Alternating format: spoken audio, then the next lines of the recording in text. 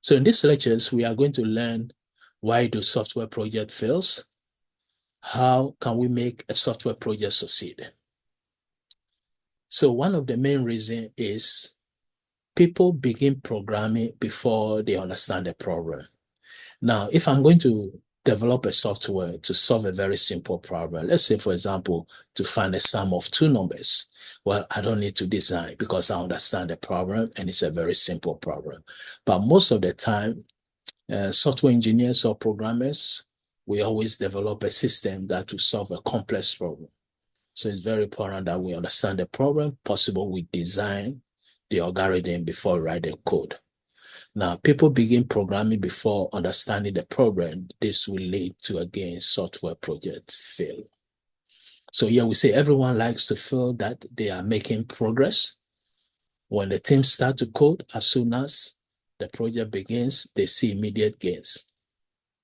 When problems become more complex, as they always do, the work gets bogged down.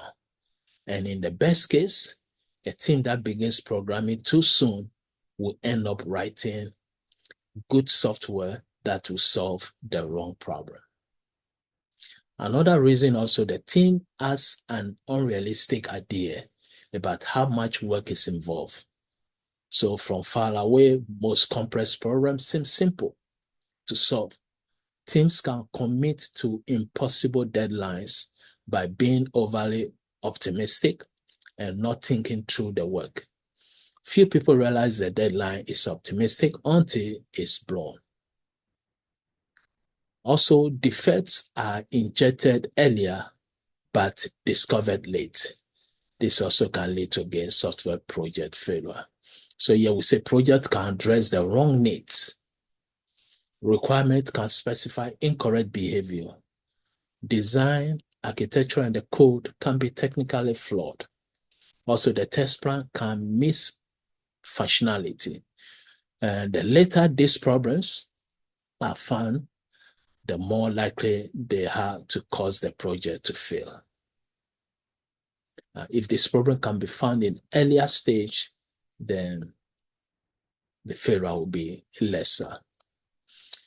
So also programmers have poor habits and they don't feel accountable for their work. Here we say programmers don't have good control of their source code. Code written by one person is often difficult for another person to understand. Also, programmers don't test their code, which makes diagnosing and fixing bugs more expensive. The team does not have a good sense of overall health of the project. Now, managers also try to test quality into the software, and this will be another reason for software project failure. Example here, we say everyone assumes that the testers will catch all of the defects that were injected throughout the project. When testers look for defects, managers tell them they are wasting time. Also, when testers find defect, programmers are antagonized because they feel that they are being personally criticized. So when testers miss defects, everyone blames them for not being perfect.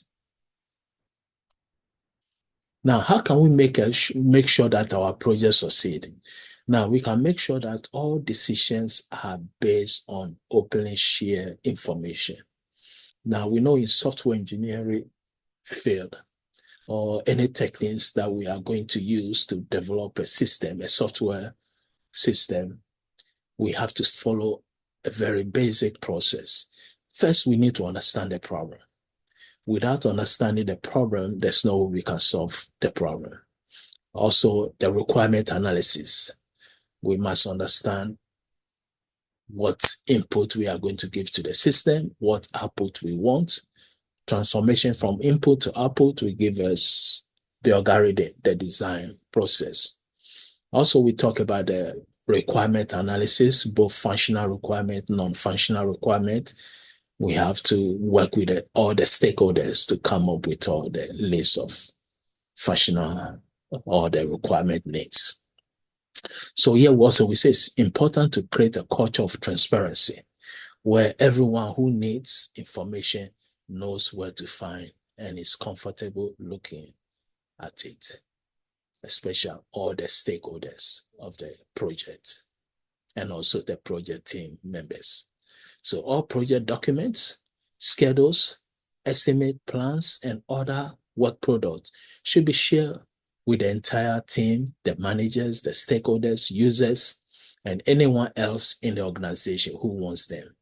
So major decisions that are made about the project should be well supported and also explained. Now, second, don't second guess your team members' expertise. So managers need to trust their team members. Just because a manager has a responsibility for a project success, it doesn't mean that he's more qualified to make decisions than the team members. So if you don't have a good reason to veto an idea, then don't. Also introduce the software quality from the very beginning of the project. Also, we are going to the future, we're going to discuss about software quality, the metrics system, etc. Also, review everything, test everything, use reviews to find the defects, but don't expect the review to be perfect. In short, in life, nothing is perfect. So use reviews to gain a real commitment from the team. Again, use reviews to gain a real commitment from the team. It's always faster in the long run to hold a review than it is to skip it. Also, we shouldn't or don't impose an artificial hierarchy on the project team. All software engineers were created equal. A manager should not assume that programming is more difficult or technical than design, testing, or requirement engineering. Managers should definitely not assume that the programmer is always right or the tester is always raising false alarms. Also, we should remember that the fastest way through the project is again to use a good engineering practices. So managers and teams often want to cut important tasks, especially estimation, reviews, requirement gathering, and testing. Also, if it were faster to build the software without these practices, we will never use them. So every one of these practices is about saving time and also increasing quality by planning well and finding defects earlier. Cutting them out will cost time and reduce quality. And one thing we always say, if we are developing a system and we can find an error, a fault in the earlier stage, it will be less costly than if we find it after the software has been implemented. Let's say in the requirement analysis phase, we were able to find a fault to be less expensive because we haven't reached the design, the evaluation, implementation, testing, etc. But if we find a fault after, let's say, evaluation or after testing, it will make cost more. So that will be the conclusion of these lectures.